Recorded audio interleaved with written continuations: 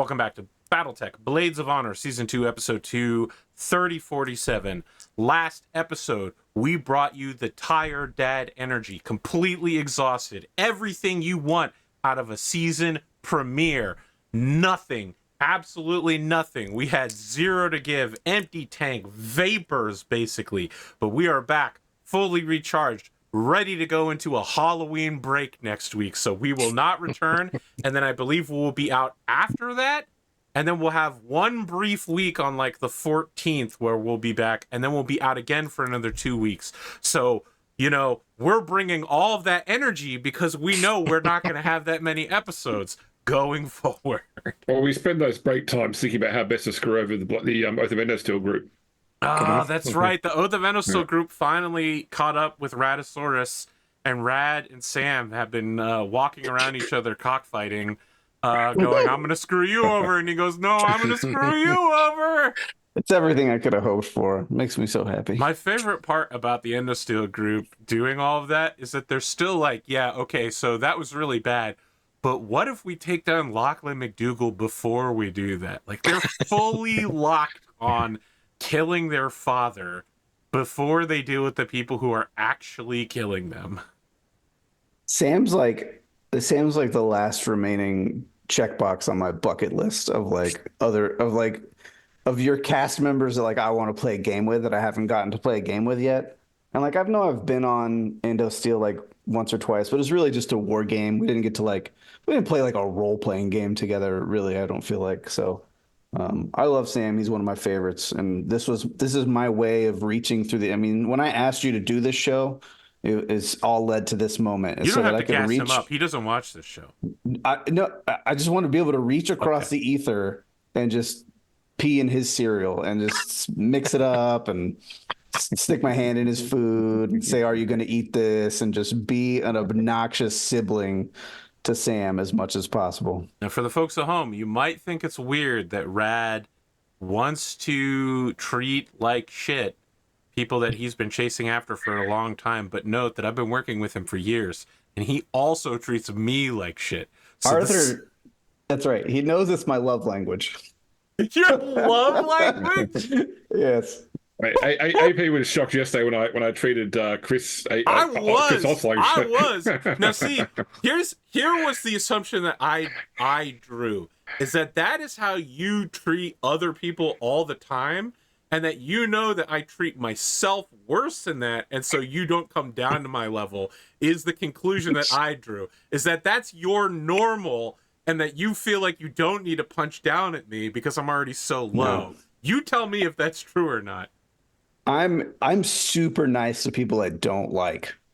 Because I don't think that's true. Because I've seen some of the people you don't like, and they're like, "Does Rad not like me?" It's different on the internet, okay? But in real life, I'm super nice to people I don't like because that is the clearest path to minimum interaction. When you're polite to people, you interact with them the least because you can be very frank, very brief, very quick, very nice, done. Don't have to talk to them anymore. It's over, right? Kill them with kindness is like, it works for real. But with all of like my very close friends and family members, it's either abusive sibling energy or it's super, super gay. Like those are the relationships I have with all my best friends. It's one or the other. Yes. Mostly with my army friends, it's super gay. That makes sense. We tell each other we super love each other, extra homo as much as possible. So yeah. But yeah, that's and for the internet, I don't know. I'm like Charlie Day. It's just a wild card. You don't know what you're gonna get. Okay, it's whatever kind of dysfunctional mood I'm in when I sit down at my desk is the version of me you get. And on Discord, I'm usually somewhere I don't want to be on my phone. So, you know, the sass is ratcheted up a couple levels when I'm dealing with people in Discord. So, you know, if I've ever rubbed you the wrong way or given you the impression on Arthur's Discord that I don't like you, I might not, but I'm sorry, one way or the other. So well, I'll tell you people I really don't like. No, it's not even that I don't like them. I pretty liberally block people on Discord. Yeah. And I'm not the type to like block someone and then click on the little like read their message. Like I block because I don't want to. It's not even necessarily dislike. And sometimes it's only for a couple weeks. Sometimes it's a month. Sometimes I forget why, so I just leave them blocked forever. And I'm just not motivated to reconnect, I guess. Maybe that's shitty of me. Maybe there's something wrong with me. There's no maybe about it. There definitely is, but I'm sure people can relate to that. Like you have the ability on the internet. Therapy right there. You have the ability on the internet to curate your experience, and I take advantage of that opportunity. I curate my experience, and if somebody's spouting stuff on the internet that I find to be stressful or take up space in my head that I don't want taken up by that, I just hit the mute button. I don't have to see it or read it anymore. I wish I could do it in real life. I could just walk up to people and put my finger on their lips and go shh, and then they just not talk to me anymore. It'd be worth the hand sanitizer that I would have to use on my hand afterwards. Really unhinged Raddosaurus energy today. I'm sorry, it's been a day. I haven't talked to people very much in the last few days. I've been very busy at work doing logistical things, and most of it has been very frustrating because I have some people that I work with that are. I don't know. I don't want to be mean, but I don't know what's wrong with them. They can't do very simple things. I have to stop what I'm doing dozens of times a day to come down and basically do the equivalent of their coloring. And they're like, there is no red crayon. And then I pick it up off the table that's right in front of them. And I go, here's the red crayon, person. And they go, oh. Then they feel stupid, so then they turn shitty about it. They're like, "Oh, well, I don't, so I don't know who put it there. I mean, that wasn't a very good product." And I'm like, "Okay, well, is it someone that's older than you that you're asking this?" Yeah, I immediately got that energy of someone who's older than you. Immediately, you ask them to do something and they get really disrespectful because of the age gap. Yeah. I mean, I'm in my 40s. I would hope that we'd be past that, but we're not. Okay, I'm still obviously a child to people who are in their 50s and 60s, I guess. And I get that because I view people in their 20s and 30s oftentimes as like, well, not so much people in their 30s, some people in their 30s, but people in their 20s, they're basically teenagers for the most part to me. And that varies from person to person widely, but I make broad, sweeping generalizations about people's ages because I've reached that threshold, I guess. But yeah, I get interrupted so much professionally. And like I have a very kind of task process intensive job, and it's one that's not very conducive to being like interrupted mid sequencing over and over again. So it adds like a 5-minute interruption can add like 15-20 minutes to my workload.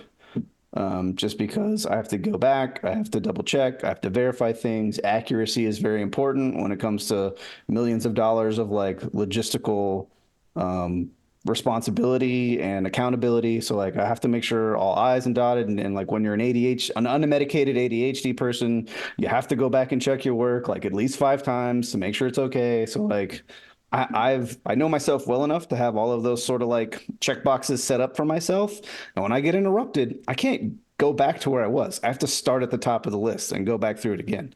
So that was a lot of word vomit. There was a lot of dumping on my cast members, my peers in the audience here. But hopefully somebody out, at least one person out there, can hear that and relate and go, "Amen, brother. I'm right there with you." I felt that, Red. We basically have the same job, so I know you're there. I know absolutely. The only difference in my is corner here. The guy I have to report to is vastly younger than me. No. And I guarantee he got his position because he has not learned the word no yet. Mm. This guy is currently, I don't want to give too many. He's currently in Brazil on a business trip, and despite being like 3 hours ahead of us, he's still in his hotel room working off of his laptop, like after hours. just because he wants to, I don't know, get ahead of some imaginary deadline. Mm. And he has not learned that every task he gives us doesn't need to be considered a high priority task. I see. Yeah. And while he's gone, I'm the point of contact with our client, and he's constantly in meetings with the clients, and I've had to take up all of these meetings while he's been gone this week. And all these meetings that they tell me they've booked like hours and half hours and just these long segments of time to run these meetings through. I realize he's not relating any of this information to us, because they're like, okay, well, we want to go over these numbers. And I'm like, what are these numbers? I've never seen them. And they're like, well, we're trying to verify the status of these devices. I'm like, cool, give me like 3 minutes. Here you go. They're all verified. They're like, that's it. And I'm like, that's it. And they're like, I don't think we need the rest of this 30-minute block for this meeting. Yeah. And I'm like, you got it. I'm going to go back because I got other work to do. We got another meeting at 2:00. Do you want to go ahead and just knock that out now? Yeah. One of my new favorite T-shirts is "I just divided me, and it could have been a fist fight." What is happening to you, James? Your level of violence has skyrocketed today.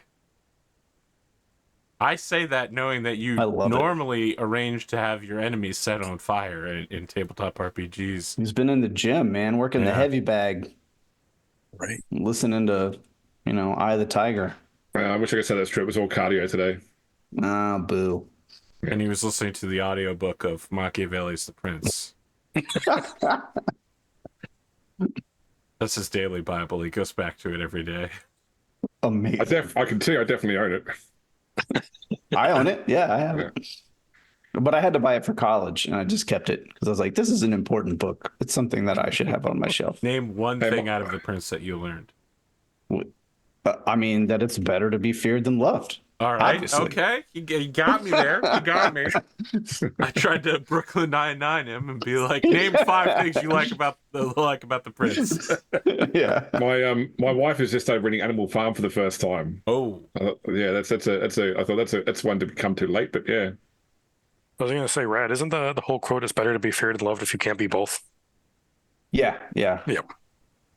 I personally, I prefer Al Capone's statement that you can get a lot further with a Klein word and a gun than with a Klein word alone. Wow. That's the most American thing I've ever heard you say. Where's the lie, though? I prefer Teddy Roosevelt's version. It's more dignified. That's how I was raised. I was raised under the Teddy Roosevelt philosophy of carrying sticks and whatnot. Okay. Well, I do want to announce that I have a new show that is in pre-production, Battletech Below the Cutdown, which will be a Battletech show about 3 clan officers who will be bidding their clan stars against each other, slowly bidding away their units until only the one with the lowest bid gets to go on the mission. It will be fully PvP, and based on the rules, players will be able to undercut each other and do trial of possessions for each other's mechs and officers, so I think it's going to be a disaster. Tattletech? No, Cattletech. Tattletech. You Tattletech know would about be Cattletech excellent, because dude. you are in an episode of Cattletech. Tattletech is the next brand, dude. It's like Muppet Babies for Battletech. It'd be so good. The energy today is fucking unhinged. Everyone is in a proto mech. Don't worry. Everyone's in a proto mech? They're It all takes place. It all takes place in the children's imagination. That there is a clan in canon Holovid series where that happens called The Adventures of Clan Spaniel, where all of the inner sphere are representative as monkeys, and all of the clans are representative as cute versions of animals, and they battle each other every month, Super Sentai style. It's supposed to teach clan values to the kids. Somebody's gotta teach the clan values to the kids. Okay. Yeah. It definitely won't be Pondo the Mad. Never seen a I'm man very who hates the much clans more. I'm very much Team Pondo when it comes to the clans. Man, your revelation to Pondo that you were trying to die saving his life has truly altered the trajectory of his entire life. He's I like, feel like now I that I need to, think about it. I need to go back and watch. I need to try and find some examples. Well, Cotton just Like- rewatched the entire Did series she? of A Time of Total Warfare, and she's Oh, wow. like, you seem like you were really angry all the time, and you were really hostile to the cast of A Time of Total Warfare. And I'm like, is that true? Was I? I don't feel like I was. During the whole thing, probably not. I mean, in the last season, you were, obviously upset because a lot of out of universe stuff was happening, but like A lot of I don't in-universe know. stuff was happening as well. It was a bad time. I didn't feel particularly persecuted as a player. No more so than normally in an AP Gaming Real. Name one Game, time I though, so. persecuted you in a tabletop RPG. You had a centaur shit in front of me one time. And you turned it around and shit in front of him and turned it I into a did. meme. Did that persecute you? Or And did I that hope allow that- you to rise to the maximum level of assholery that you use as a brand? That was an I hope- opportunity for you, I sir. hope that taught you a lesson about the quality of my character that you would carry with you for the rest of our friendship. Well, And it did. Mission you've never accomplished. seen anybody else shit on screen since then, have you? I can't afford to have another cast member be like, you know what, Arthur? I counter shit right in front of him. I, a full human, not a horse person, The shit. draws come down, and we do this thing. We battle shits right here in the middle of this field. I can't afford to take these risks as long as you're loose in the wild, okay? Truly anything could happen if you're whispering in people's ears. I need you to know that at all times and always be on your toes. You're the fucking Aaron Yeager of this cast. You don't know that I may or may not be colluding with Sam in secret channels on other discords to try and I'm It not, but wouldn't I even should. be the It's first not a bad time idea. people colluded in secret channels on That's other true. discords on this channel. I gotta name my Discord the Collusion Corner. Okay. I'm done with the pre-ramble. I came in with an intro that was fucking high energy, amazing impact. I was ready to go. We're 17 and a half minutes in now, and we're feel like ready we to get matched it. started. We match this energy. Intro This is what hour the- is tomorrow night, Raddosaurus. That's Give what the I people have what to they say. want, Arthur. I'm aware that people want this from you specifically. Yeah, I know. But I came in here with a plan, and I feel like my energy is All right, I'm totally sorry. down now. No, it's okay. Reset. I needed the energy to be drained from me. If I get in that That's unhinged drained. mode where I shit in front of you, I know you're gonna shit back. Why is being unhinged and drained synonymous? Unhinged pumps me up. I go the other way. I'm cycling. I'm getting fired up here. I'm counter getting fired. You're getting up. wiped out. Amazing. Yeah. I'm vampiring your energy with my I think so. unhingedness. What was right. the guy from What We Do in the Shadows, Colin Anderson or whatever? Yeah, the energy vampire. Okay. The three of you are in a small town called Mirosu on the northern continent, far from home. You have whatever mechs you've brought with you. You have whatever mech techs that you've brought with you, like your chief mech techs. You are moving between two headquarters areas. The DCMS have stationed the 4th On-Ting Legion here on planet, and they are engaging with the local militia in war games. So the On-Ting Legion get the nice planetary command center. It has a hollow table with like really low res MechWarrior 2 style wireframes of all of the mechs and available forces in the field. It's got uplinks to satellites. The outer ring of the upper deck has like technicians sitting at huge 1980s style, like not like vacuum tube computers, but like truly huge floppy disk supercomputers that have large red and white rectangular buttons and like lights that light up for no reason, and they're, reams of paper are coming out on the dot matrix, with the guides on the side of them that you rip off. and then someone is like coming forward, snatching that paperwork off and handing it to commanding officers, which include the Shosho Eisenhughes. Those people are giving orders into the central pit where majors, lieutenant colonels, and colonels are standing around that hollow table and giving more direct orders to forces.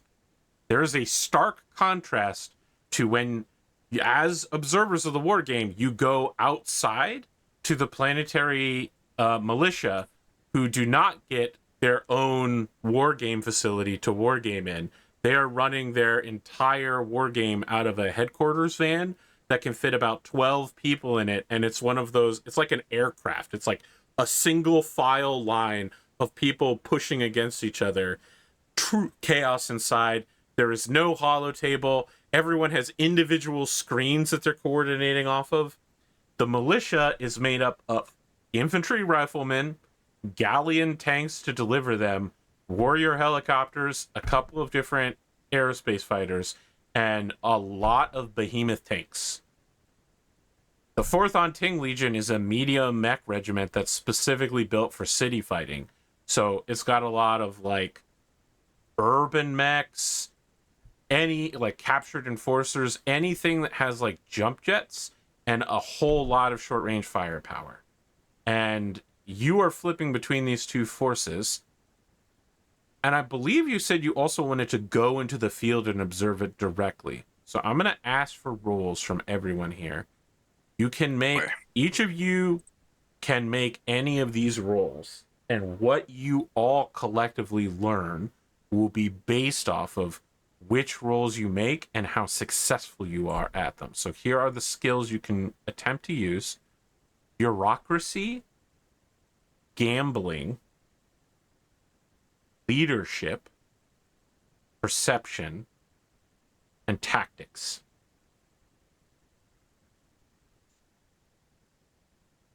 This is our observatory skills. Yes. So Okay. out of those, I'm best at tactics. I have +1 overall in tactics from that. I have +0 overall in leadership and bureaucracy. And what's the other one I missed? Gambling. Oh, gambling. I don't have gambling, no. I have a +1 in leadership and a +1 in perception. I have a +1 in leadership, so let me do leadership and you do perception. Okay, I'll do tactics. Of these rolls, you may choose wisdom or intelligence as your stat. So that's a total of 8 for me. I got a 7. I got an 8 total. Okay. So these are, if the 6 passes and the 8s get you a little bit more. So let me go back and get what everyone was rolling for. Okay. You go first, James. I got 8 total on tactics. Okay, tactics 8. Okay. 7 total on perception. Brad? 8 on leadership. Here are some of the things you learn. There is a lot of talk in the background of the war room in the main 4th On Ting Legion area, where they are speaking about the reformation of the Galadon military district. So this is like the local to space, like 10, 12 planets are all part of this military district, and you're part of Kasni Joy Prefecture of the Galadon military district, right? So this is like a huge chunk of space, and then the prefectures of the smaller area. They want to reform the Galadon military district, which is the first military district. It's like the primary, it's the one that faces the Federated Suns. It's considered to be like when the war happens, it'll be in Galadon, right? There has been a massive push to recreate it as the new Samarkand military district, because New Samarkand has a important military academy, and they want to move everything over there.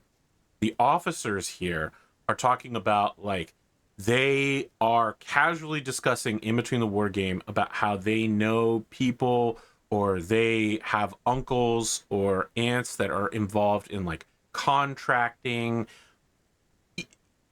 there's almost no chance this isn't going to happen, because all of the facilities, the government buildings needed to support such a move are already in the process of being built. Like, it's a done deal. It just hasn't been officially announced yet.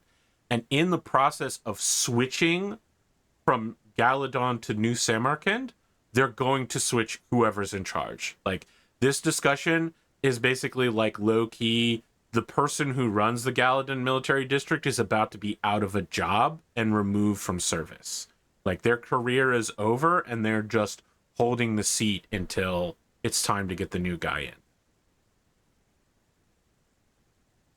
Number 2 thing you notice. All of you have some measure of experience with the military. Technically, as samurai, you all hold some sort of nebulous commissioned officer style rank. Of course, Siegfried actually is a fully commissioned officer.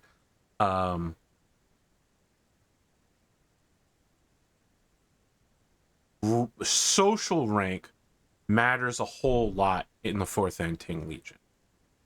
And it becomes very straining because you have to navigate a world where your military rank is almost less important than your rank as a samurai. People who are your nominal superior will get out of your way even though you technically owe them a salute because you are a samurai. And it becomes very strange to like negotiate through, like, do I recognize this person? Do I know that they are, you know, a baron or that they're a samurai of a longer lineage than me? It is exhausting moving through this command center of people who all know each other and know where they stand. And it quickly becomes like an absolute exercise in chaos. Through leadership, this is going to hurt Rad very badly. It's also going to hurt most of our American military members. Please, this is a fictional environment. I can't hurt you in real life, but here we go. The 4th Anting Legion has 2 pretty major problems. The first is that its commanding officer is being forced. So her name is Jofet Patti, or Patty. She is also a show, but she is being forced to report laterally to someone of the same rank as her. But because he's the military governor of the planet, he gets like a first among equals status. And he is interfering in the war game by speaking to officers that are lower ranking than her, often by 2 or more steps. Like, he is skipping her position as a brigadier general to talk to her lieutenant colonels and colonels. And it is clearly upsetting to her. But by that same notion, she is also sticking from reporting directly to her colonels and talking to her majors and her lieutenant colonels and like issuing orders into the field directly to them. And the third thing is that all of these, you know, like flag and senior officers are not in their mechs out in the field. They're in this command center prosecuting a war game from a table. You know what I mean? Like, these guys on paper should be directly leading units with command lances, and they are in here posturing with each other around a table, which I guess in some ways is fine, but there are other people in here, support staff, who should be doing most of the jobs that they're doing. And these people should be out in the field leading their units directly as per DCMS Draconis Combine Mustard Soldiery Doctrine, and they are not. It almost has like a social atmosphere to it. So there you go, Rad. Lateral communication and chain of command completely shattered by going up and down it. Are you okay? You gonna live through this? Yeah, no, that's I don't know. You may be shocked or not shocked to know that that's relatively a common practice.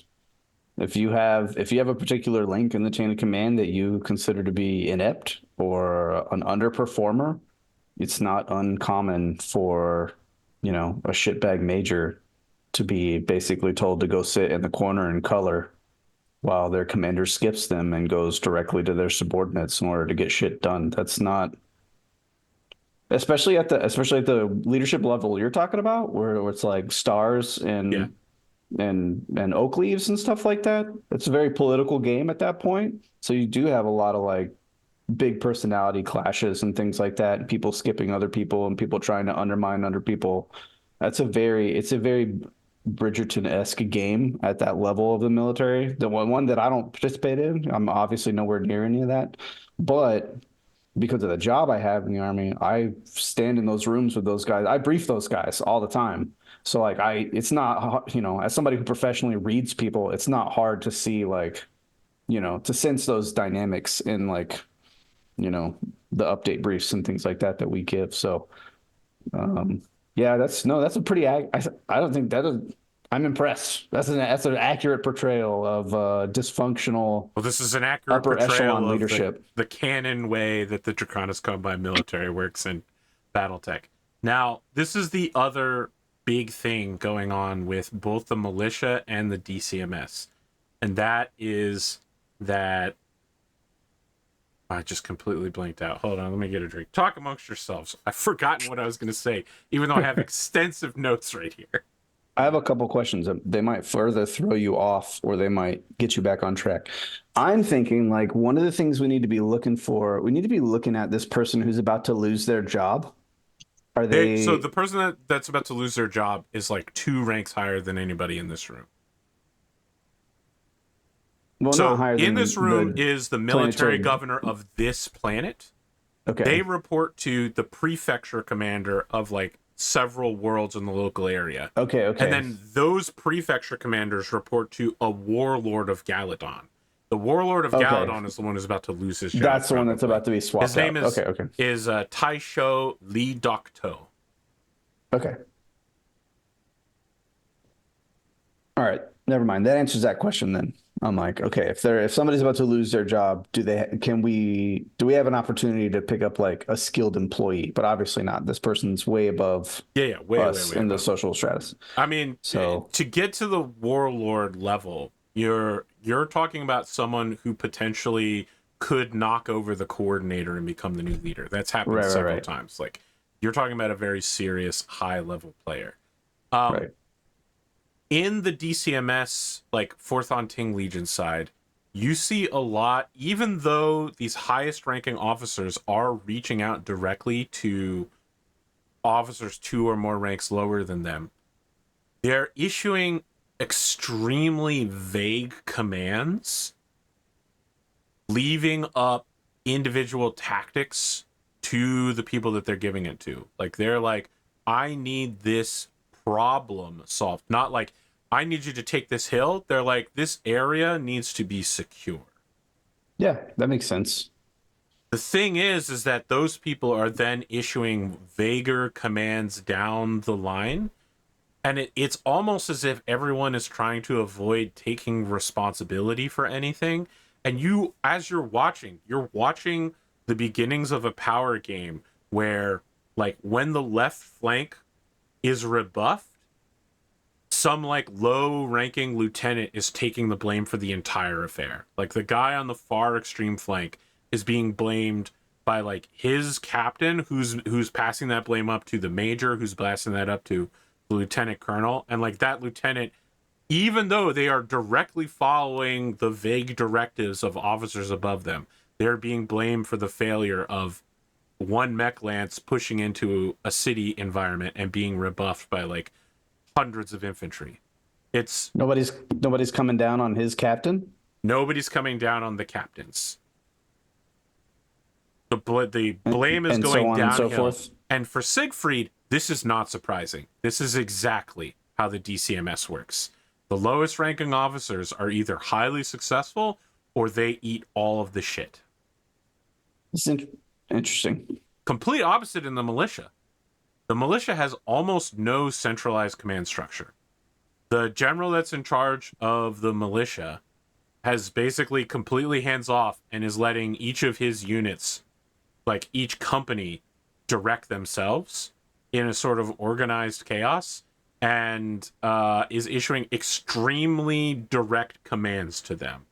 Like, I need you to go here and execute my orders, and these are my orders. He is not letting any sort of like vagaries, exact precision, but it is tanks and infantry against battle mechs. Like, this was never going to be a fair fight in the first place. Who's the Op 4 here, or is this supposed to be? The Op 4 is the militia? local planetary militia. Okay. Militia do not get access to battle mechs. It's the Ongtine Legion that is really the participating force here. Yes. They're the ones being evaled in this deal, or is it like both sides? I mean, it's supposed to be training for both sides, right? They're each other's Op 4s, but from what you can see here, it's really just the 4th Ongtine Legion fluffing themselves up by kicking the shit out of the local militia. Okay.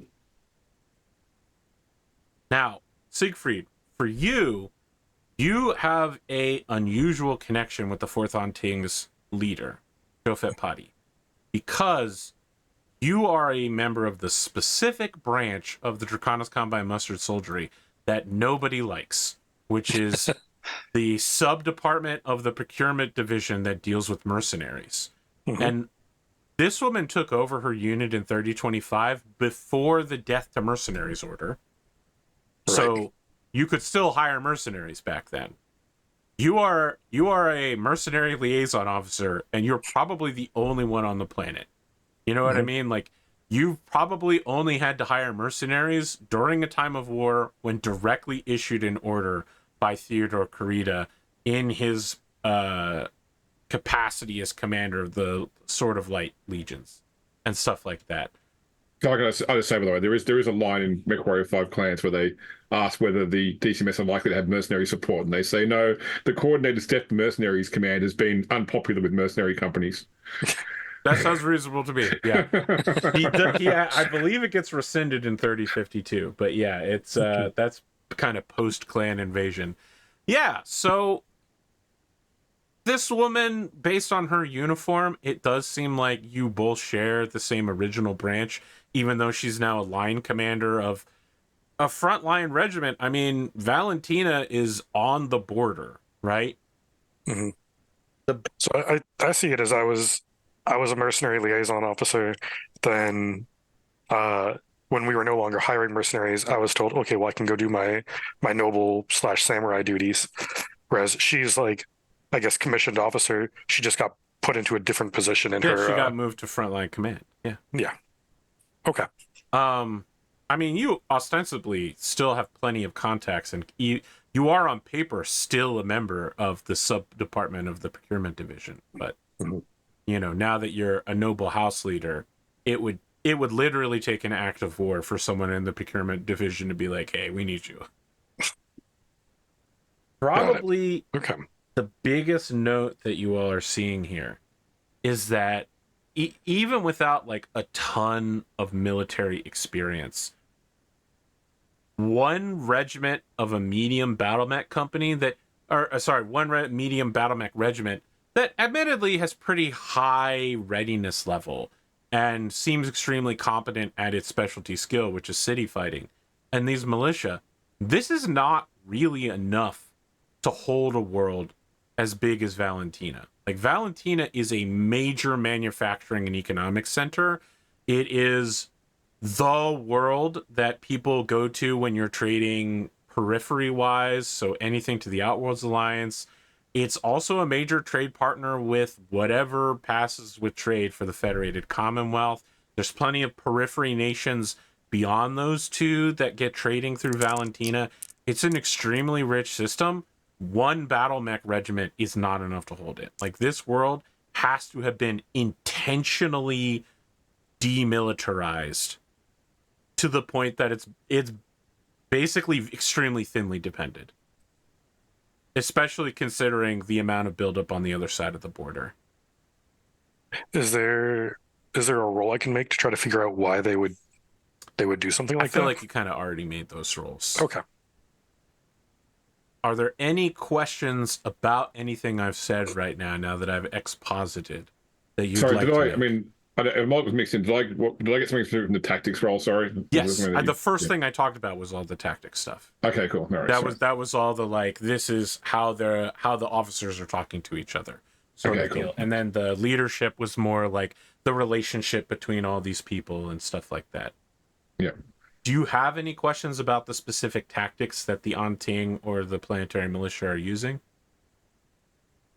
I mean, are we here to provide commentary on that, or are we just here to as observers? You are here as observers. It's not really clear specifically why. Brigadier General Hughes invited you, but hasn't tasked you with anything specifically, and has kind of... It's not that he's ignoring you, it's just that he is kind of busy interfering, like putting his hand on the scale, and just hasn't made overtures to you. Yeah, I feel like he has us in his orbit right now, and that's probably that's all he needs at the moment. I want to, as I'm watching everything, I'm gonna have like, I want Siegfried to like pull out a like pad of paper and a pen and like just take notes. Okay.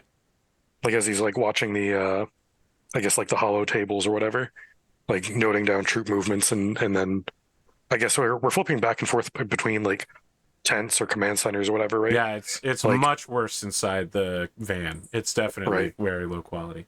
And like just when to he be gets clear, in the van, he's just... I know that the two of you are playing MechWarrior 5 Mercenaries clans or whatever. These hollow tables are way lower quality than the ones that the clans have, you know? I don't want you to think you get that beautiful cinematic of the dropships taking off from Turtle Bay or whatever and then getting annihilated by orbital fire, and it cross cuts to it dying on the hollow table. It's not like that. It's way shittier. So some people have complained that the hollow tables in clans are too primitive for what the clan should have. Yeah, didn't they have like a full like hollow tanks or something they could walk into? That was Comstar. Anastasius Vogt had that, and I think that there was a hollow tank on whatever the flagship of the Smoke Jaguar Ilkon was, the leaping mist or something. I don't remember. The one that ate shit, basically. Yeah, the one that ate shit because Tira Miraborg crashed her fighter pilot. Can you imagine having a full-on battleship flagship dying to one fighter pilot? That's some Star Wars shit right there. That's right. Should have intensified forward firepower. What so the guy that invited us is the guy is what? Eisen Hughes, the military general of the planet. Sorry, the military governor. He's the one that has some sort of apparent beef with the Shosho. No, he is. Well, he has a. He's skipping her. Right. They have the same rank, and so he's using, and he's also the commander of planetary defense forces. But he doesn't have a unit connected to him, right? Like he's basically arranged this war game, and now he's going to her command and like moving pieces around. Would I understand like what the motivation for that would be? I think perception wisdom on that specifically. Okay. Like, why is he cutting her out? I think also you could do leadership charisma on this as well if you would like. One of those two. That was a good I haven't roll. looked at the number yet. That's okay. It's good. I think it's the same either way. It's a plus. What'd you say? Leadership? Leadership, charisma, or perception, wisdom. It's a +1 either way. So 9. Yeah, so 9.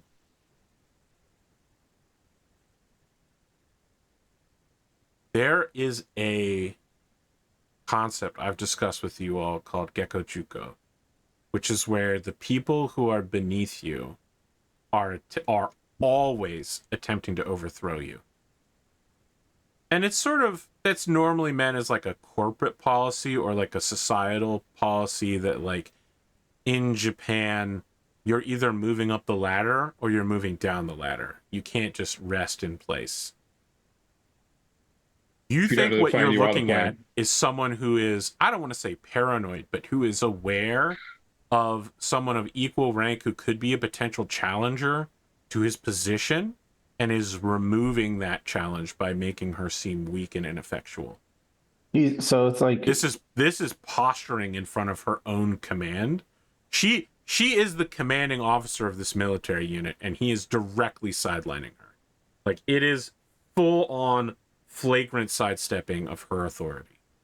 it's pretty standard political kneecapping that's going on. Okay. James, you had something to say, had you, Master James Wan? I was just making the statement that if you don't know what the plan is, you are the plan. Yes. That's a Survivor reference there. Should I have a conch shell blow and then have like me going, ah, as a voiceover? Put out your torch and leave immediately. I don't know. This is all probably very different from the Yakuza command structure, right? Where it's kind of a meritocracy, and maybe not completely. I mean, it's definitely still. I mean, the Yakuza command classist. structure, you can't eliminate someone of a higher rank than you. You know what I mean? Right. Like, once you're a made man, killing another made man requires you to go to their boss and be like, hey, this guy fucked up so badly, we have to kill him. You will always be protected, and you'll always rise extremely slowly up through the ranks as the more senior people above you die, right? You're jumping the ranks like that is only because your mom is literally lifting you up out of the gutter. And that's a dangerous play because, as I mentioned, once you start killing people in the Yakuza, you open yourself up to being killed, sort of deal. So yeah, this is very different than the way the Yakuza play, which is traditionally a lot, even though they're psychotic, vicious, murdering killers, they normally don't do it to themselves. This sort of petty bickering and like undercutting is antithetical to business. And they are business. They earn. Yeah. Okay. So we're here to observe, not necessarily like officiate in any kind of way. I mean, you're military officers. If you'd like to officiate any marriages at this event. I would, yes. Okay. Roll for stewardship. Randomly with charisma. Pick two random people and force them to get married. That's not two people that are arguing. I'm like, you guys works. are married. You guys are married now. I put them in a get along shirt and make them wear a triple XL t-shirt. Do we fire out of a t-shirt cannon? Yeah. It's like a t-shirt cannon / net gun that just get rid of this t-shirt wraps them cannon. up. And... Boom, you're married. As this exercise winds down, the officers begin going for like drinks. It looks like this is going to be like a big social drinking event where everyone will be in the same hall, but they'll be sectioned off, like the militia on one side and the 4th On Ting Legion on the other side. And the officers will be drinking separately, but equally. Before we move into the end, I want to have gone to Hiro and kind of been like, we should maybe keep an eye out for potential mech warriors that we might be able to offer opportunity for, because I know we're in the market for some. Yeah, it sounds like if there's going to be a sudden change in the power structure, there might be people that find themselves on the outer. This could be an HR opportunity, so it might, with your tactical mind, it might be worthwhile to keep an eye out for any potential prospects that might find themselves looking for a job here before too long. I almost think that would that not be something that Siegfried is better at, given that he's actually spent time. I mean, my military experience was more sort of infantry. I wave him over and loop him in on all this as a mercenary talent scout. He should definitely have his eye out on this too. Yeah, I think I like just show you guys the notes I've been taking throughout the whole thing, and like, not that I don't want to say like we've noticed know anyone's names, but I'm hoping like since I've been noting like troop movements or whatever, we can see if like maybe this rifleman pilot was doing exceptionally well at his job. So maybe we can like mark a few guys. Thanks. And then just point out that we'll only like samurai and officers will be the ones piloting the battle mechs. So like we just have to get ourselves invited to the officers only drinking area, and we can start schmoozing with these guys. Okay. Before you move to the drinking, it is made clear to you that the Brigadier General would like to speak to you. Yeah, all of us as a group? Yes. As Okay. technically the message that comes to you is that the observers should address themselves to the general immediately. All right. I don't see any reason why we should not. Yeah. The Planetary Militia's command center, which of course had been borrowed by the 4th Onting Legion. A lot of the lights have been dimmed down, the holo table has been turned off. A lot of the people who were beep booping at the computers are gone. Not everyone's gone, and there's like a janitorial staff coming through, spraying everything down, cleaning everything up, taking all of the like paperwork that's in the bins and shredding it all. Gotcha, you set in the mood.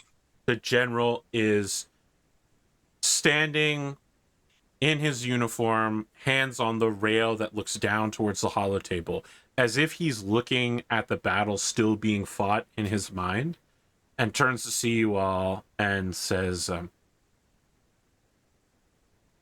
I wanted to speak to the three of you in a more private setting. Been very impressed with your accomplishments lately. And your acquaintances. It's not just about what you know, it's about who you know. He gestures towards Siegfried and says, I understand that you have a very close relationship with Lady Kazumi Yamada. I just like nod in affirmative.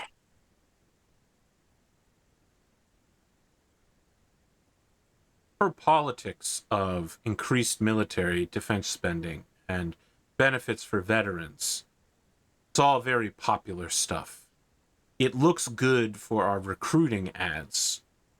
Whenever she speaks, there's normally an uptick in the local planetary militia. We like her. We like to keep her around. And then he turns to look at Akari and says, your father, Isoroku, his ambitious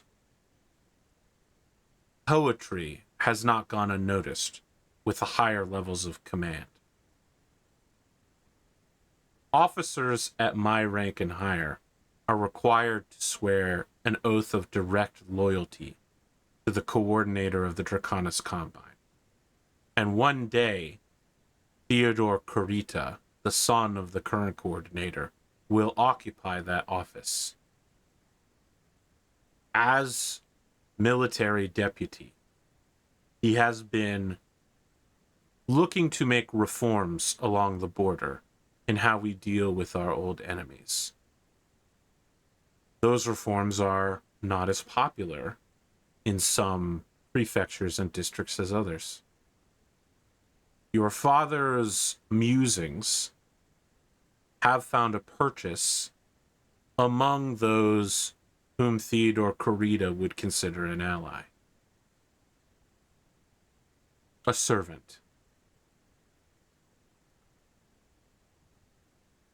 I need to know where the loyalties of the three of you lie, because I am looking for ambitious military officers and samurai who are looking to step out of the shadow of their baron. Your Shugo has declared that you are his enforcers, the so-called Blades of Honor unit. But that cannot take up all of your time. Good Draconian citizens should always be considering their ambition in moving forward and moving up through the ranks. If you were to work directly with me on certain upcoming political projects, you might see your house rising in social rank and popularity. But such stipulations are only in place if you can prove your loyalty to the cause.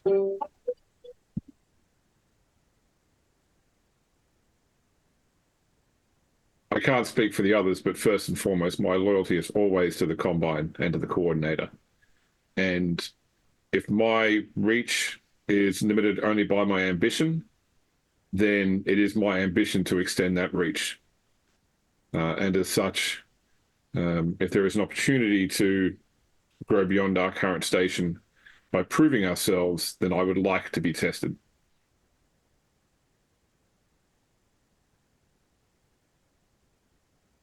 Do I know? So he kind of talked about, right, these two opposing sides, right? You've got like the pro military people, and you've got the. I don't think that they're opposing. I think that it's not binary.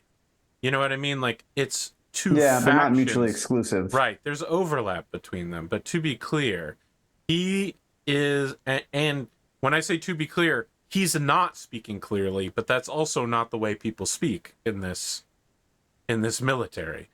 And I guess that's my question. Like, do I know? He specifically said on?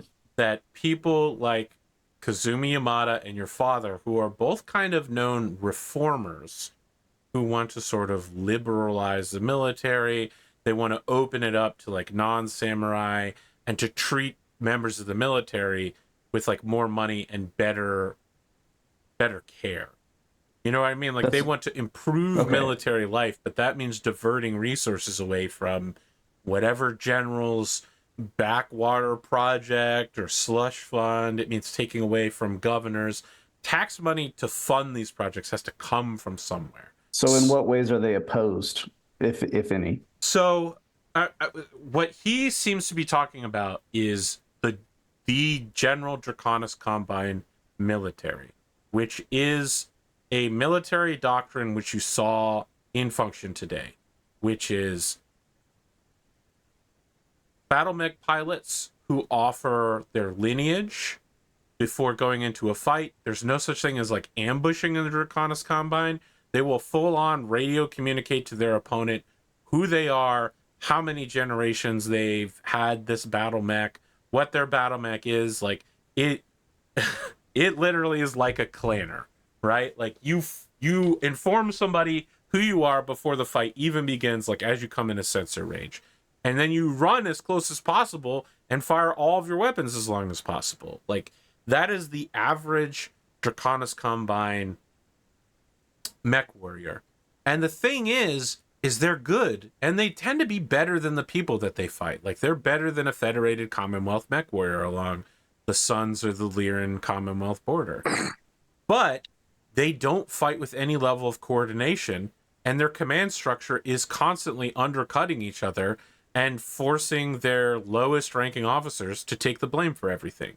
And so they're great at the initial charge, and then things fall apart from there on out, right? And it sounds like the people who currently run the military want to keep it that way. They like their slush funds.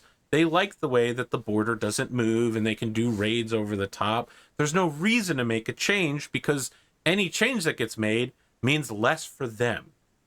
Right. The highest ranking officers are used to a level of social conduct because they're all lords and samurais, and of excess.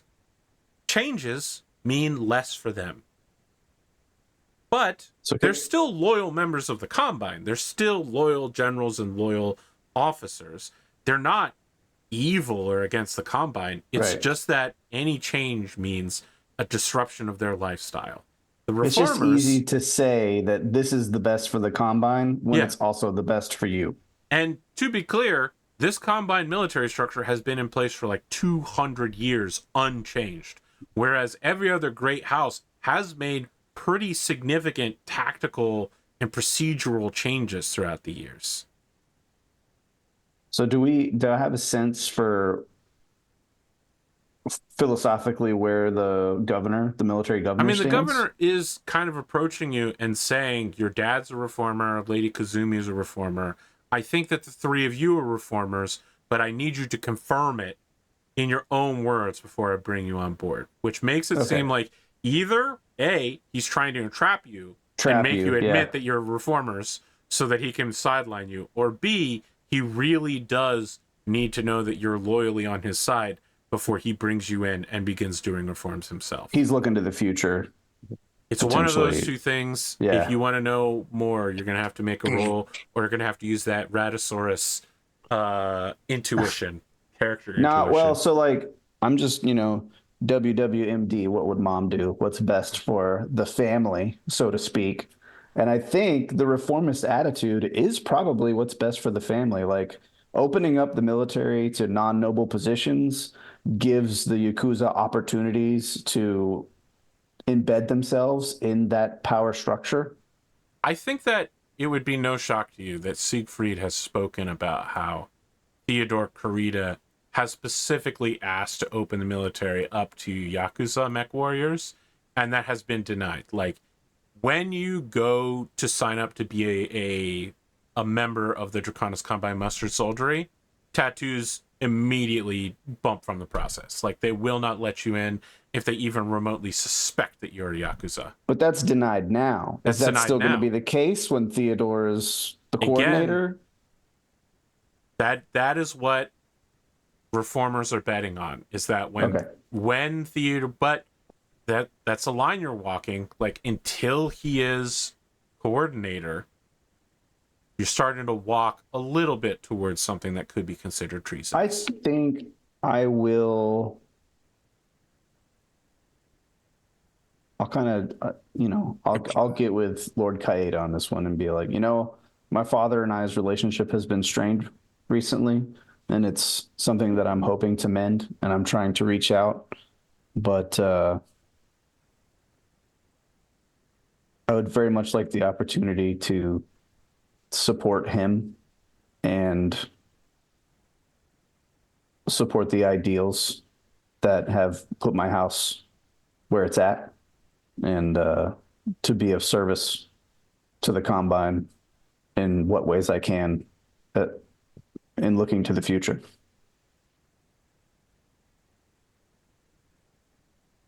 He looks at you, Siegfried. I want to give him the truest DCMS answer, and just give him like the most vaguest affirmative I can. Like, in whatever way I can be of service to the coordinator, or if there's any way I can be of service to the coordinator and to the Combine, you only need to point me in the direction. So it's just a super vague affirmative. I'm going to ask you to roll persuasion charisma then, since you've been the least straightforward in your answer. He's like, vanilla or chocolate, and you're like, I love ice cream. It's the best. What did you say? Persuasion. Persuasion charisma. Yeah. Okay. I have a +1 to persuade, but no bonus to charisma, so this will just be a flat +1. Okay. Can I aid him in any way? I'm setting the DC pretty low, so I don't think we're going to do A's. I'm looking for a 6. That's you say, but then I roll snake eyes. Yeah. You jinxed me the second you said you're setting the DC low. Oh, I'm sorry that I should I have said I set it high? Would that have made it better when you rolled double ones? Maybe. That's not how time or dice rolling. I guess we'll never know. Yep. We'll just have to develop a device to look into alternate probable timelines and right. See how it went over there in the non-darkest He pulls a timeline. pistol out and shoots you in the forehead. No, I mean, we got to respect the double ones. I think that he looks suspiciously at you. Like, you are not as on board as everyone else. And your answer is the kind of answer that a serving officer of the Draconis Combine Mustard Soldiery should be giving. You know what I mean? Like, this guy is like, would you like to get involved in higher politics? And you're like, I'd like to do my duty. And he's like, Yeah. that is an answer that you should give, but it's not the answer that I wanted. Mm-hmm. Yeah, I still I don't trust that this guy's not trying to entrap us. So I'm just gonna leave it at the super vague affirmative. Like my everyone else has like I want to say some kind of like house lineage. Like if this guy tries to entrap like Akari, you know that the Genji house is gonna be fine. There is no one else in the Arnsson house. So That's like true. Siegfried is intentionally being vague because he is the last member of his house.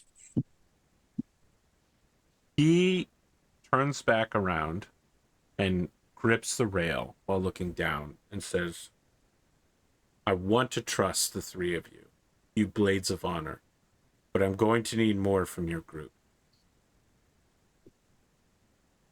I have an issue that needs taken care of. One that is perhaps close and dear to your hearts. He turns around, Siegfried, and hands you an account number for a Comstar fund that has a staggeringly large amount of money. And says, Okay. Your actions on Whittington have started a series of events that I would like to see accelerated. Our two peoples have been at peace for a while, and in order to get authorization to perform raids, we need a higher level of alert status. I can't act unilaterally at this level of peace. If the three of you wish to prove your loyalty to this world and to the cause of the Sword of Light, I would like to see what you do with a mercenary force. In regards to Whittington.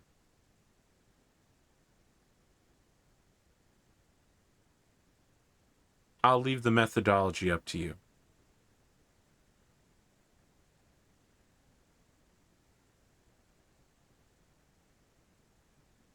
Is he like dismissing us or? Yeah, I mean, I don't think he's directly like giving, demanding a salute from you. But I do think that there's a vibe from him that like this conversation's over now. Okay. Yeah. Bow and take a leave. Yeah. I give him my my quick salute and bow and then GTFO. Same-o. So based on this amount of money that's in here, you have enough to hire a particularly large company, like a battalion of mechs or more, or several smaller companies, and provide them with jump ship and drop ship transport to Whittington. Now, this is nowhere near enough money to take and hold Whittington, right? It has at least one regiment of mechs, and then the militia on Whittington also has mechs. Like, they are not just some mechless force like the one here. This is raiding funds, basically. Yes, this is raiding funds. He's giving you permission insofar as he was extremely vague. Again, that's how this culture works. He didn't give you any targets. He didn't give you any methodologies. He's leaving it all up to you to use this slush fund to specifically give Raddosaurus the opportunity to pick one or more targets and try to fuck them over from afar. But on the other hand, there probably aren't that many mercenaries on this world. Like, you probably can't hire a battalion of mechs on this world. They just don't exist. This is like very much remote negotiations.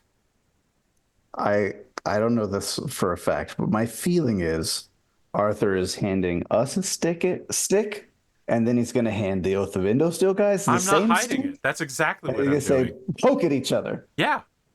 I don't want to pretend that I'm hiding that in any way. I'm doing it blatantly. I'm not. I wasn't insinuating that you're hiding it. Um, Yeah, Rad, I want to give you an opportunity to do whatever your insidious worst is. I mean, I'll have I'm to sure think. you've Yeah. seen maps of Whittington and we've talked about various industries there and cities. And what do you think is militarily crucial? Are you going to raid the Hirokan Highlands and burn No, all the I crops? feel like we shouldn't because that's what everyone expects us to do, and that's what they'll put the most of the defenses there, expecting us to go My there. my vote would be we spend it all on a trap because we expect them to attack next. And we spend like 30% of it putting like sleeper cells on Whittington. And we run Interesting. like a Here's black ops situation, gathering intel and sabotaging from within. And we keep a primary military force here, and we try and bait a location to get them to make it seem like a really juicy target, It's good and that then they we don't watch we the set an show. ambush. Yeah. I know. I'm banking on Uh, that very heavily right we now as I buy we say buy this. I was gonna say if we want to go for the memes, we just salt the Hirokan Highlands. If we want to go for something that would be like really detrimental, I say we try some way to take out find some way to take out the space station. Yes, crippling the or spaceport. we buy one warship and just park it up at the pirate point in our own system and wait for them to arrive. The non-existent warships. So that is a point to note right now is that the Draconis Combine is reactivating its warship program, and I believe it's the first Navy to do so. It's also a top-level military secret that won't be uncovered for like 5 years. Like the clan invasion happens and the Draconis Combine goes, ah, shit, if you'd given us 2 more years, we Yeah. could have had a whole one warship out. Instead, we've got one warship now with our new submarine. With our new submarine. We just got to put our submarine on world. That's true. Yeah, there's oceans on Wellington, aren't there? Yes, there are Yeah. multiple large Although oceans. I read up about that particular event. It's so big, it has to be built on the planet you're going to Yes, deploy it. You the can't move Lysander. it. Yeah. Yeah. Almost all of the Navy vessels have to be built on planet. They are too large to be transported. That's what we need to do. We need to create a trap that leverages our naval dominance so that we can obliterate them when they come here and then hold them as political prisoners All right. One to of get you, ransoms. if that's your serious plan, to bait them before into... you keep going, stop. I need a quick in character moment. Sorry. Okay. When we step away from the Brigadier General, because like Hiro sort of like once the general's had a sight, the Hiro looks a bit embarrassed and he's like, Whittington was that planet we stopped out on the way back from the last mission, right? Where you had that's where Siegfried, you had that mech battle. That was all. Like what's this sudden fascination with Whittington? I mean, whoever we hire, they got to have the charger in the ranks. My family originates from Whittington. Is that accurate, Arthur, or is just Yes. The they Genji originate from family the came from there. Combine, Yeah. but the Genji family is from that planet? Yes. Okay. So the Genji family came from the Combine, and Whittington used to belong to the Draconis Combine hundreds of years ago. Okay. And then when it flipped over, they stayed with the Federated Sons, and at some later point in time, about 50 or 60 years ago, your uncle sold your father to a Draconis Combine merchant who turned out to be your mom, secretly a wealthy Yakuza, in order to stabilize his dying house's finances, which led to you murdering him in his house and setting it on fire. Yeah. So I explained that to Hiro. There was a family honor debt that while we were on Whittington, I took advantage of the opportunity to collect on that debt. Is that why the Baron rebuked us? It's why he rebuked me, and I'm certainly very sorry that you two were implicated in that. I've never asked you to explain your actions, and I'm not asking you to now. I was simply just, I was curious as to why there was this sudden fascination with this particular planet. But now, I appreciate that, but I do feel remiss in not having informed you. Although I think we have a pretty mutual understanding that there are some things I choose not to know. Right, and I try to be respectful of that. But that is why, and that's what happened. That is what. It was not my intention to spark interplanetary conflict, It was my intention to, again, settle a family debt. And I understood what the consequences would be, but those weren't really my motivations for doing what I did. You owe me no more. Owe me no more explanation than you've already given.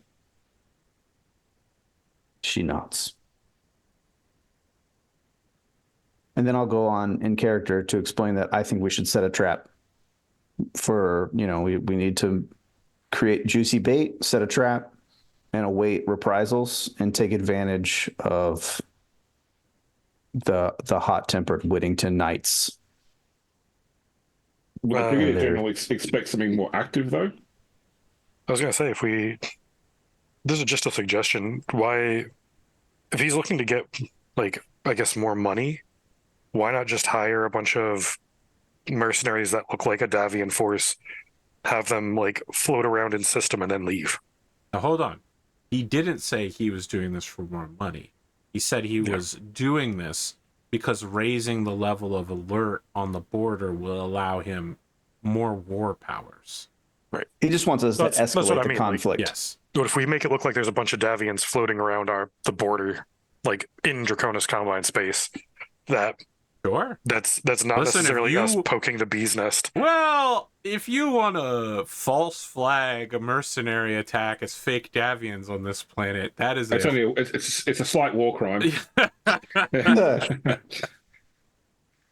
It's also treason, by the way. It's not poking the bee's nest and antagonizing the other show. Listen, antagonizing the other show is Raddosaurus' goal, but there are three That's of you what we're here to do. Yeah. That's why this show exists. No, let's be very clear. This show exists because Rad was like, I want to do an Oath of Endosteel show, and I was like, fine, fuck it, whatever. Give me 2 hours, I'll write a rule set. That's why this show exists. I spent 8 hours writing the rules for Battletech Below the Cutdown, which is 4 times what I spent on this.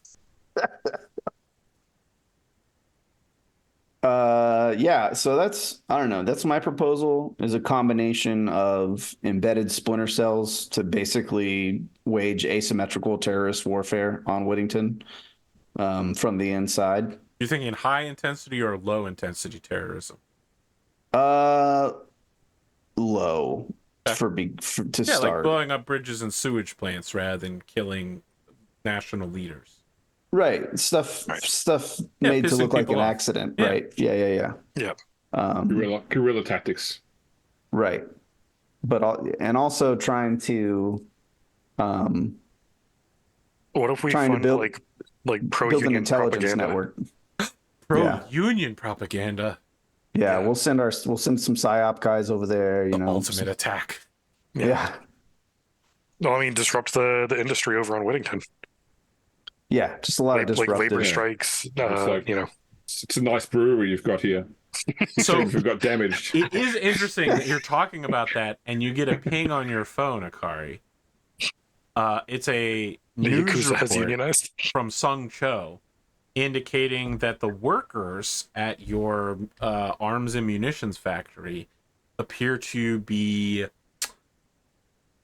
I mean, the Draconis Combine is essentially... It is on paper a collective of unions. And the people at the factory are all taking vacation time at the same time. There's work slowdowns all over the place. And you're realizing what's happening is that the Yakuza are basically like, well, if our boss doesn't fucking own this factory, I don't know why we're showing up here. Right? And they're literally doing everything they can. They're breaking the machinery rather than work there. Because that sounds like a Baron problem, not a Sung Akari Cho problem. is sending you this, and it's basically like, is there any advice you can give your Baron about how to get these people back to work, because they used to be your employees. We need your administrative experience. What guidance can you give us to go forward? Free pizza for lunch. Yeah, mandatory fun. Casual Fridays. Yeah. Blue jeans on Fridays. No. Oh, God. I don't know. A Damn. little too close to home, Red. Yes. Oh, that hurt me. God. Especially. I mean, the thing is, you don't want to solve the back. problem for him, don't you? Like, you want this to be an ongoing problem, so you've got to give feedback. I do. Like, here's something you can do that will actually do nothing, but it's like that will do nothing. See, right. mandatory fun day. There's my solution. I see. Rad is learning how to be a consultant. Oh my god. He has to seem like he's doing something. You're being paid for your opinion, not success. I have public educator PTSD from that whole bit. Arthur just wants you to know. I feel like so many parts of this episode tonight are just us emotionally hurting each other. Just taking jabs. Just like, it's not even that. It's just like literally like life experiences. People are just like, oh, flashback. Oh, Jesus. Yeah. You did an extra. I've been the manager that's asked people to stay back for stock take after hours and offered them pizza in exchange, so. I've been the teacher that's been like, oh, you've done an extra 30 hours of data analytics on your students' academic performance. Here's a jeans pass for this Friday so you could wear blue jeans. Like, fuck you. Okay. Yeah, I guess.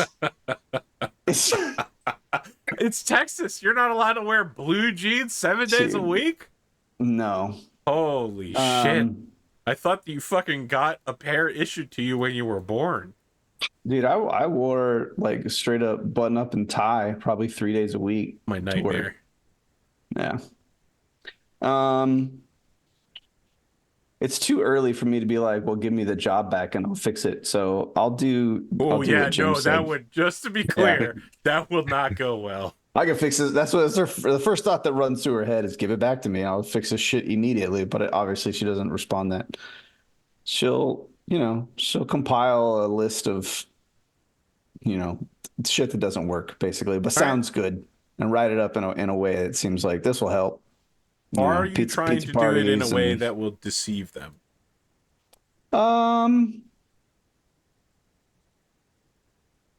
If they look at this list, they're going to go, this list is fucking useless.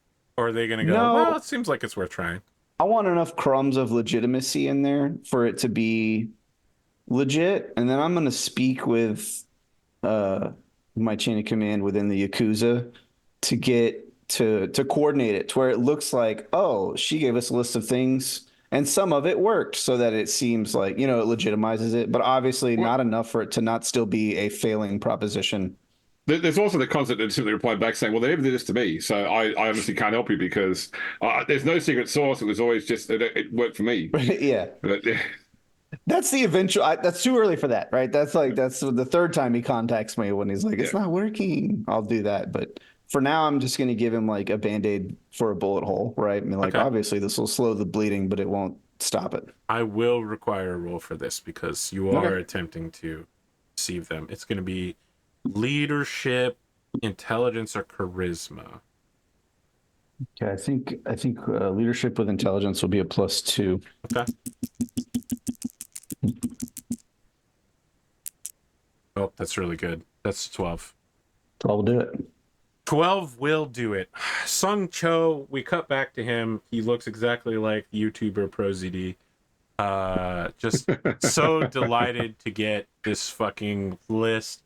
He's like, well, this seemed like it's going to work quite well. And he forwards it to the Baron, who begins implementing this poison pill immediately. Now, the three of you clearly have some discussion about which plan to implement, because I've heard infiltrate Whittington, false flag, set up a trap here. I don't know that James has suggested anything specifically yet, but we got a couple minutes left if you guys want to kick it around for a little bit. And well, once again, Siegfried, I mean, you have the most experience in mech-to-mech combat, and this is what we're basically being tasked with putting together a company of mechs.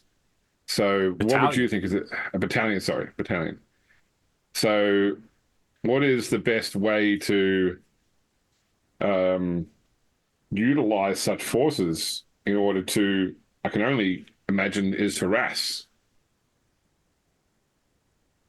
I guess how overt do we want to be with our attack? Do we just want to drop a battalion of mechs on world and Well, he did say he wanted to waste, speed it up.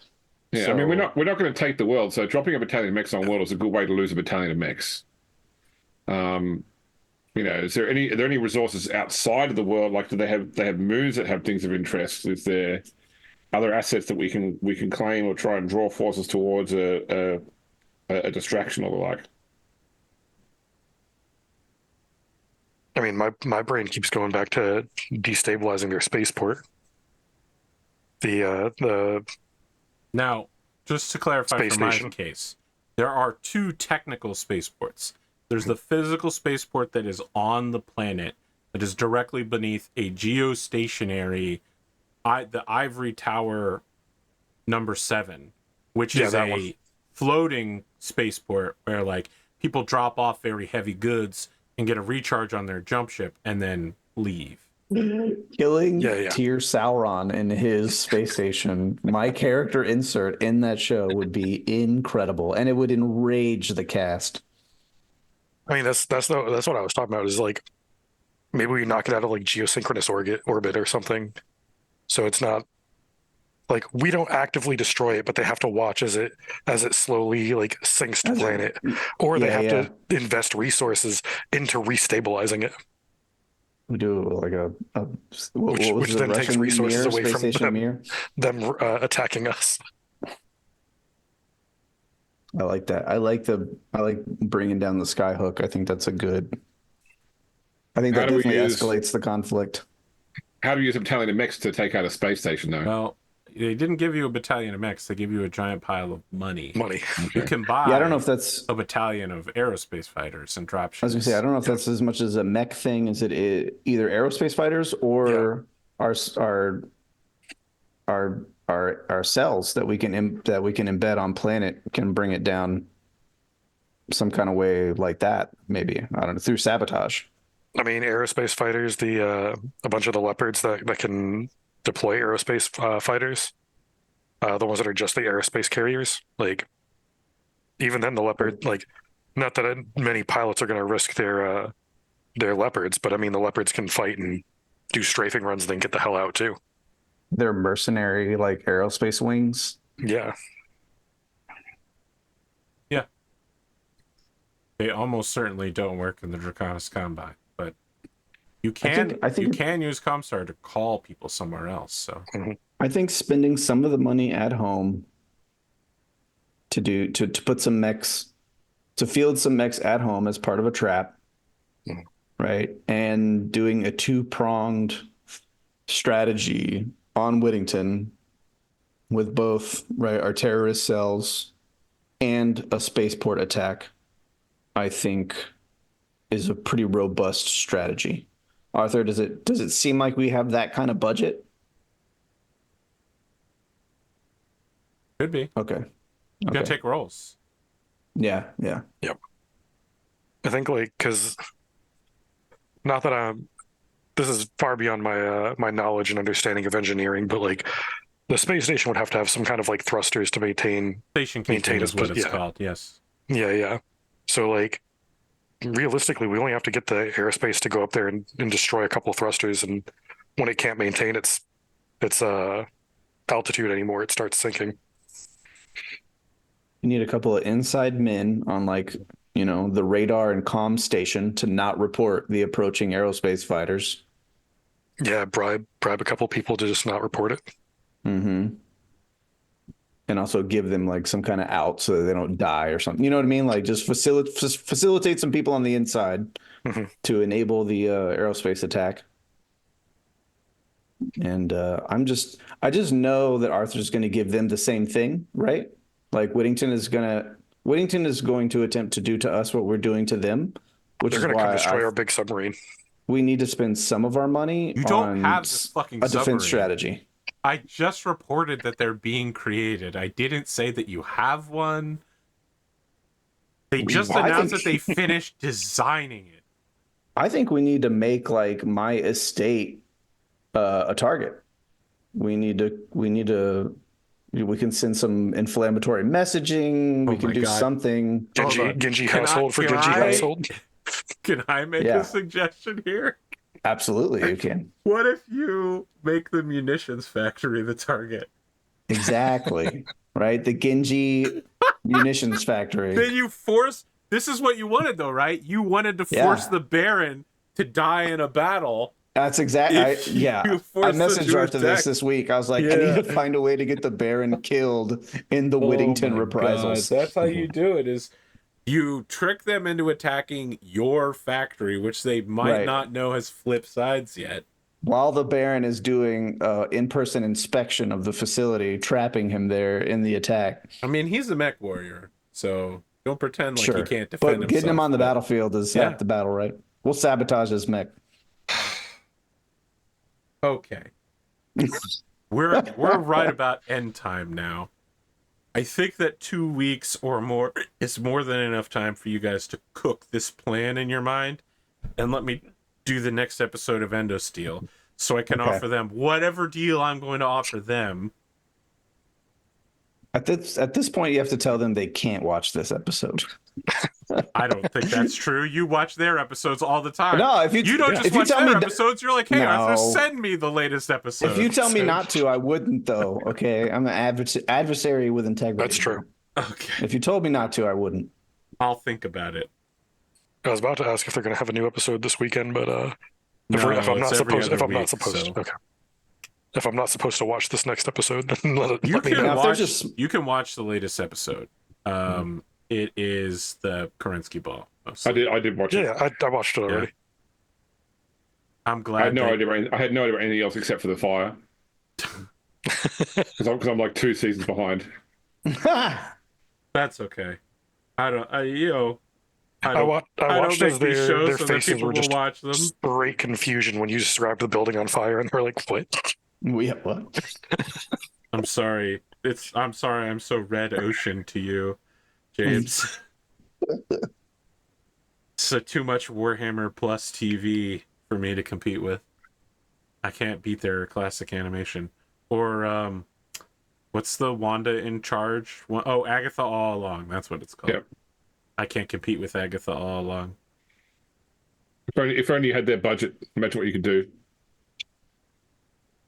Although, did you hear that Vox Machina beat Rings of Power for the top fantasy series on Amazon Prime? Oh, really? I'm not surprised. I mean, here's my beef. They removed the spice plotline from Vox Machina, is what I heard, which I guess makes sense. Amazon probably doesn't want one of their main fantasy heroes being a drug dealer and a drug user. I get it, but it's such a major part of the plot. I mean, it literally, Sam turned it into a hugely dramatic series of reveals. He gave up his character temper. He gave up Scanlan over it to play, who's Doty's master? The leader of the Darrington Brigade, Taryon Darrington, for a while before he went back to Scanlan. Like, it's fucking pivotal that he becomes whatever the spice dealer name was, the Spice Man.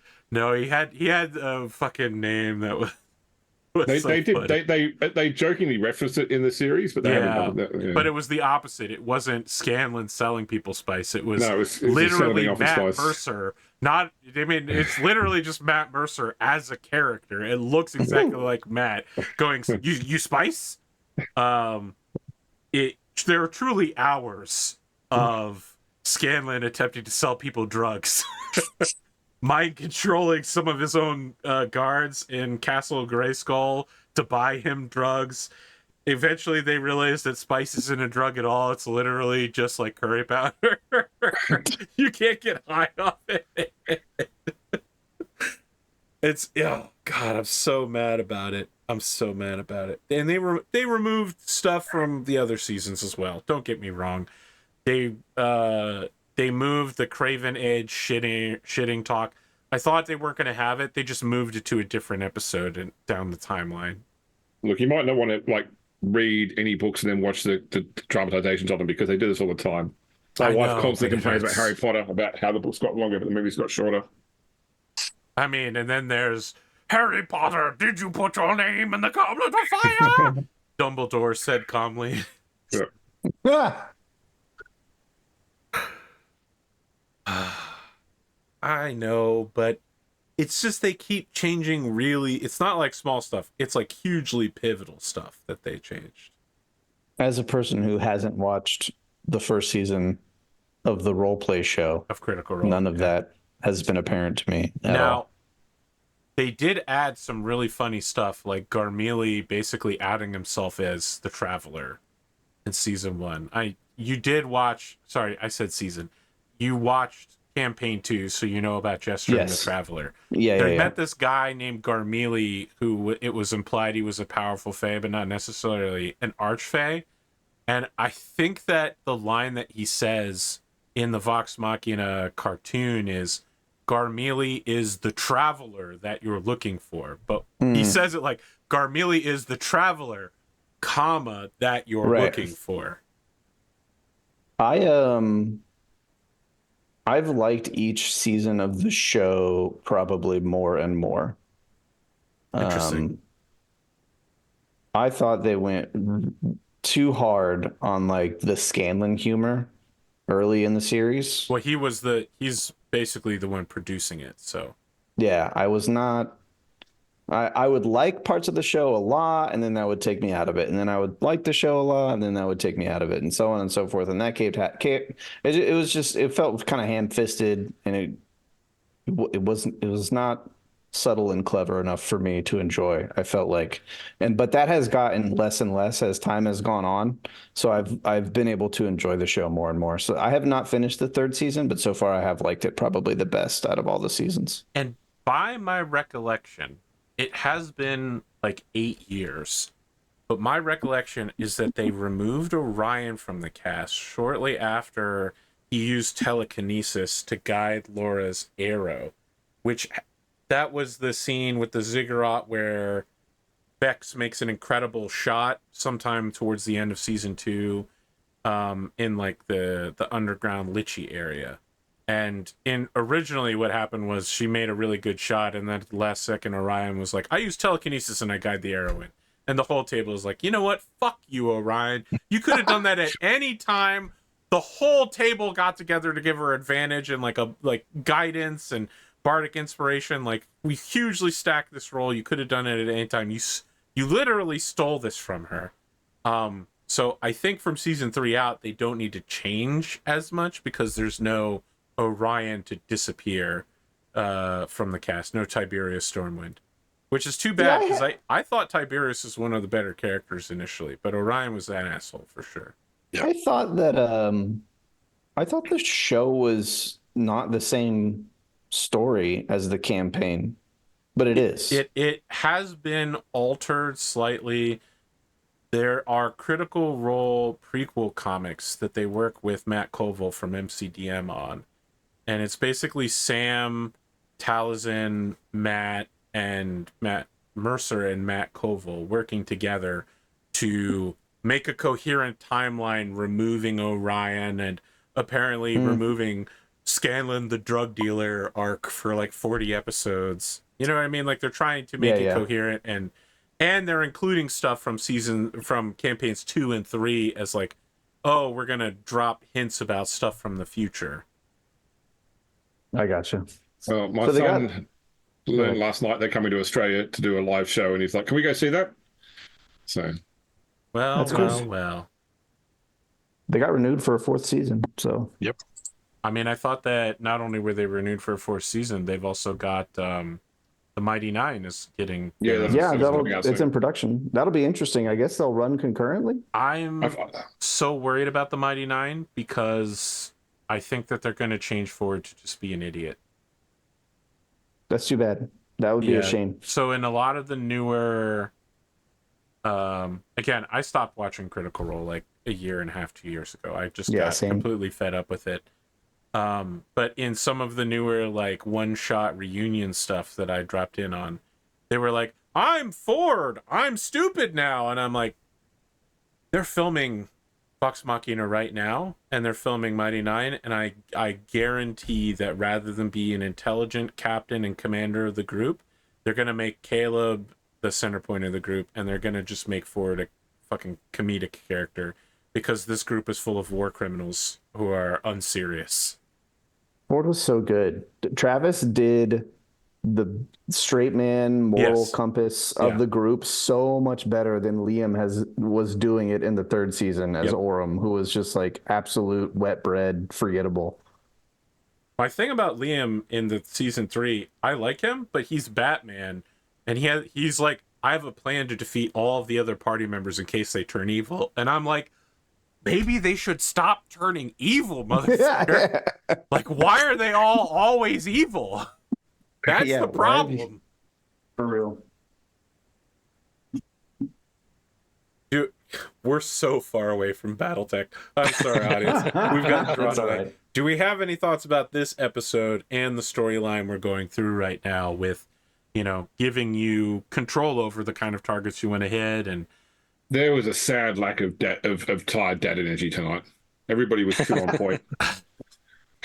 I'm so sorry, James, that we didn't have tired dad energy. Instead, we had 17.5-minute intro energy.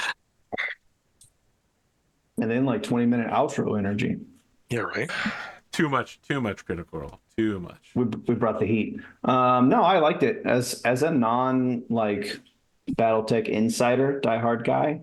I always really enjoy these kind of little journeys into kind of BattleTech lore a little bit, right? Learning more about kind of how everything worked and a lot of the ins and outs. It makes the setting a lot more engaging for me. So I liked it. It's deeply troubling to me that you're like, yeah, the Draconis Combine military works pretty much like the U.S. military because the Like, oh, Federated Commonwealth military is supposed to be based on the U.S. military and be a highly proficient command structure of perfectly trained officers who spend years in college and then have to go out in the field before they, in like cadet groups before they ever lead their own, independent line, and they try to get rid of noble officers as soon as possible and replace them with experienced line officers, where experience trumps rank. And you're like, no, actually, this is kind of how it works in America. It's the difference it's a of what they combo. pretend to be and what they actually are. Yeah, true. Nothing for me would be more true than Mandatory Fun Days video where he's talking about aircraft characters and carriers, and he says, so we're going to fill these with a bunch of like highly trained experts, right? And it's going to be 2,000 to 3,000 functional alcoholics. yeah, absolutely. Man, he's had some spicy videos lately. Yep. He did one about nuclear submarines today. And I was like, oh, did he? yeah, he was like, yeah, so you can't argue with me because he's come off the Navy website, unless the Navy's lying, I guess. I was like, wow, that's a bold statement. No, I mean, the Army's that too. In theory, it's a meritocracy, right? Like, but that's at the field grade and below mostly. But a lot of like the silliness that happens at the upper echelon of leadership, I don't know. I was recently exposed to that a little bit because our battalion commander was like a really big, like hot button political personality in the country right now. So we were directly impacted by a lot of that, like behind the scenes sort of politics that happens at like, again, at the general level and the colonel type level, division and up, where, people who didn't agree with her policies were trying to like sideline her, and it was directly impacting like a real life mission that was happening. And they were trying to basically, you can keep somebody in uniform, which means they can't do their civilian job if their civilian job is politicking, because you can't do politics while you're in uniform.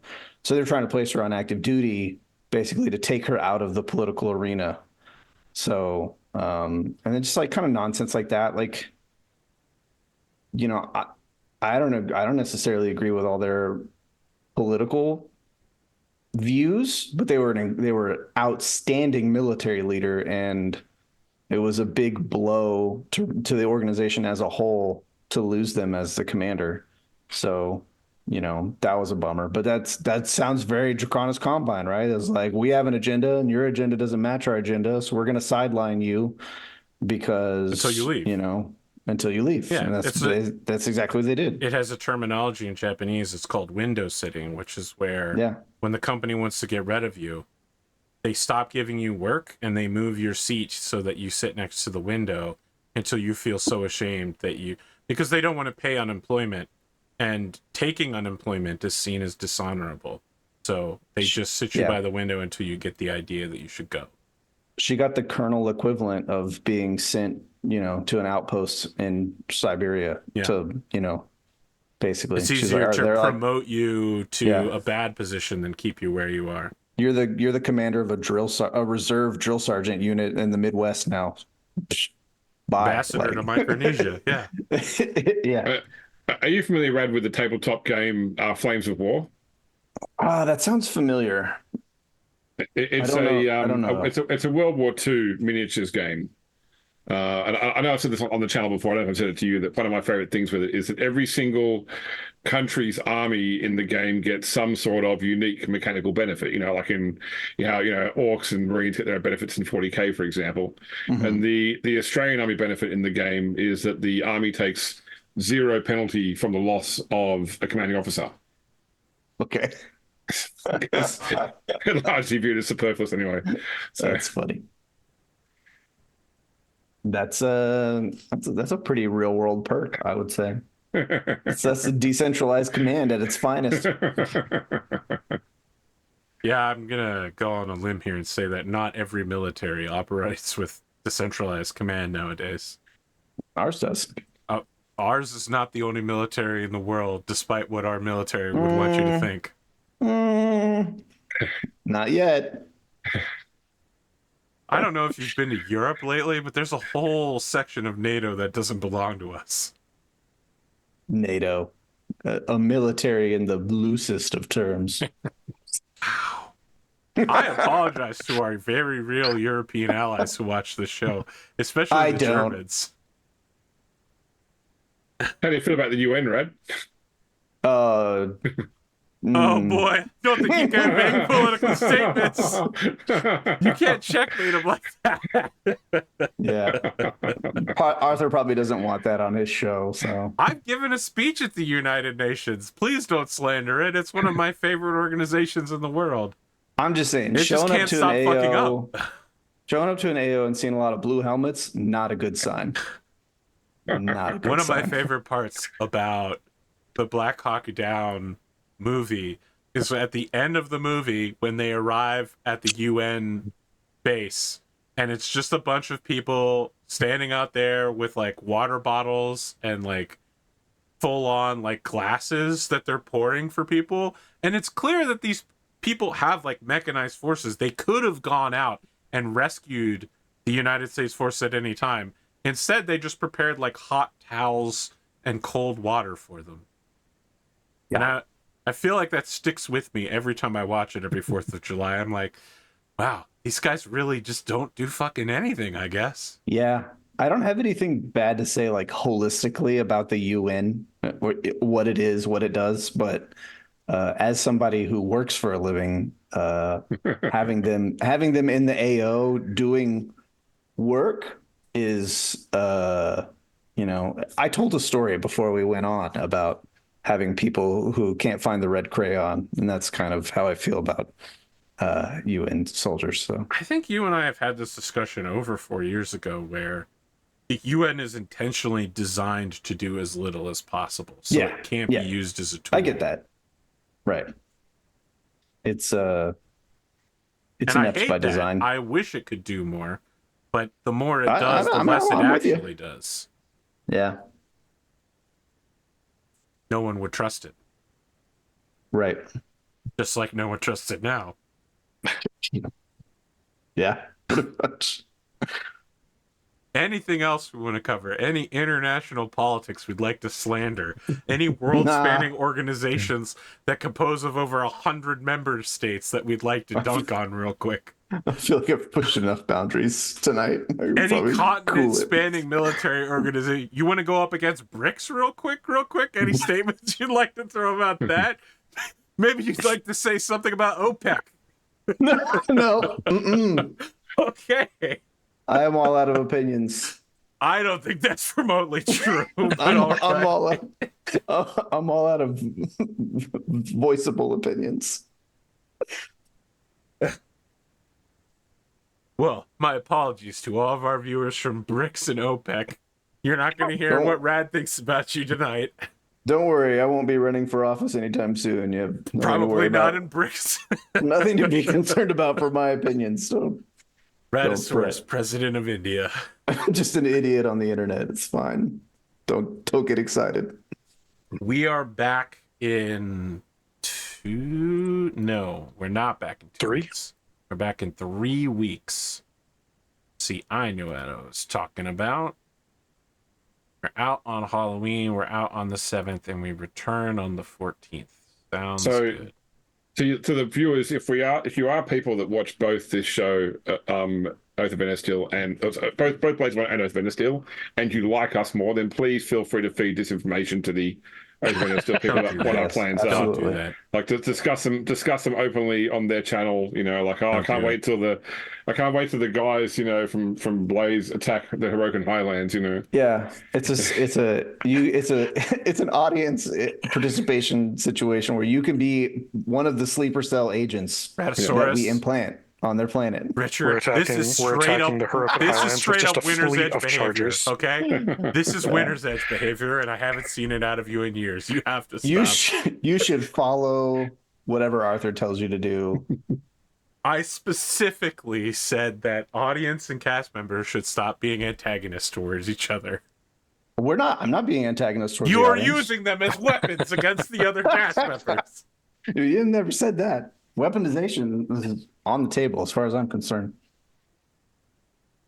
This is real civilian liaison officer talk right here. I'm going to weaponize these civilians against my enemies. Listen, manipulating the civil battlefield is literally what I do for a living. Manipulating the civil battlefield, of course. That's what we're calling turning the audience against the other ones.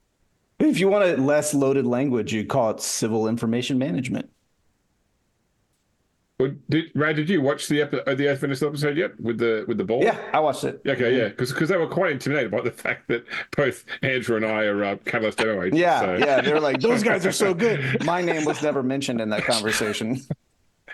Oh, It's you mean unfair, they're you so mean good. Catalyst Two of them demo are anyway. agent, GrimDarkJames and Neobuzzard, the two guys who professionally teach people how to play Alpha Strike, and then Raddosaurus, a guy who's played it twice. Yeah. Damn, I wonder who they're more afraid of. Yeah, Rad's like Malfoy in Harry Potter. He's a noisy one that hides behind Crab and Goyle. You know, Exactly. So. That's 100% it. Yeah. I prefer to think of myself as Charlie Day from Always Sunny. I'm the wild card. I'll just be unpredictable. I'll detonate their dirty nuclear weapons underneath their feet. We just send a battalion of Charger 1A1s to the Hirokan Highlands. That only works in close range combat with no ranged weapons. Well, all I'm trying to do is burn the Hirokan Highlands. I want to see the dirt's pretty close. I want to see a Big Spoon Neobuzzard battle that involves chargers. I would on love both to see sides. that. Yeah, just the two of them hazing each other the entire time. I don't know. I'm getting ready for a new tournament that's coming up in a couple weeks too.